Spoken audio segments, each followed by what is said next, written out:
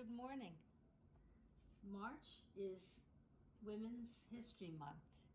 And in honor of Women's History Month, I'd like to read you the story of Jane Goodall.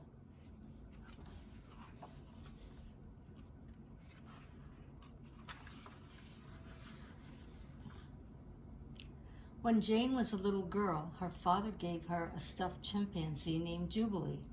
She carried him everywhere she went.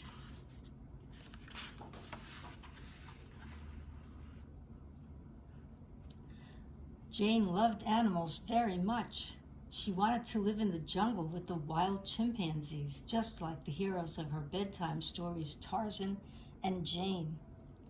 At night, her mother read their favorite adventures.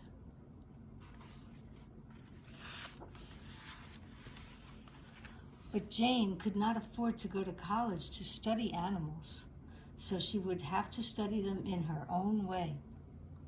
She saved every penny she had until she could buy a boat ticket to Kenya in Africa.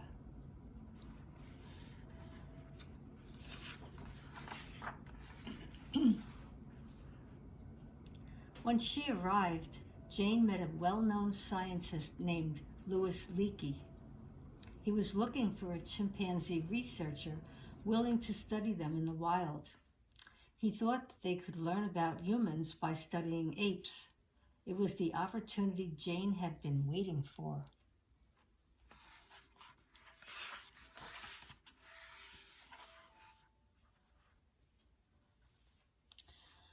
So, Jane took another journey to the shores of Gombe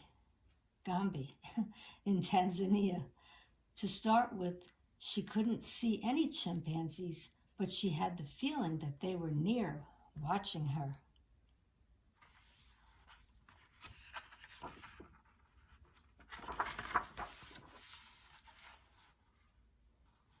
She decided to sit quietly in the same spot every day.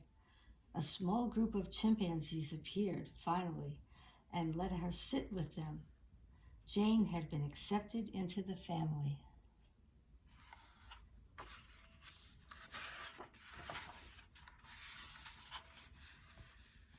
Instead of numbering them as all the other scientists did, Jane decided to give each chimpanzee a name. There was David Graybeard, Flo, Flint, Fifi, and Gigi, to name a few.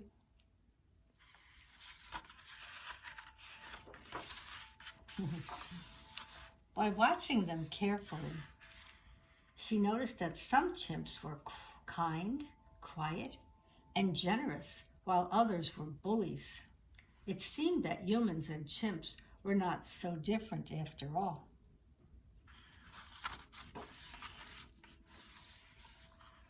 Then Jane made another incredible discovery.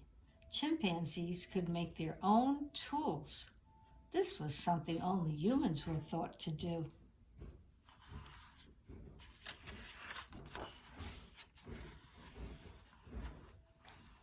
Jane's talent was quickly recognized by Cambridge University. Here she studied for her doctorate in animal behavior, and it wasn't long before she wrote her first article for one of the most famous science magazines.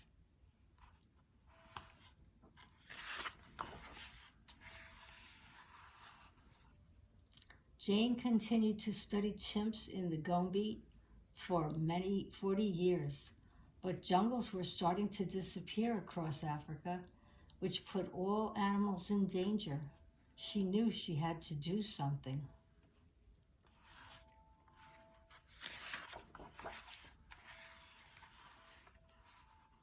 Jane joined countless projects to protect nature. She was no longer just a courageous researcher, but also the most determined wildlife defender the world had ever seen.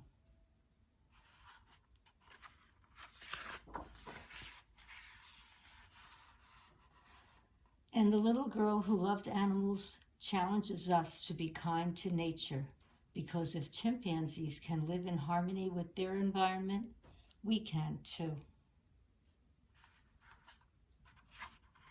And that's the end, I believe. I hope you liked the story about Jane Goodall. Hope to see you soon. Bye-bye now.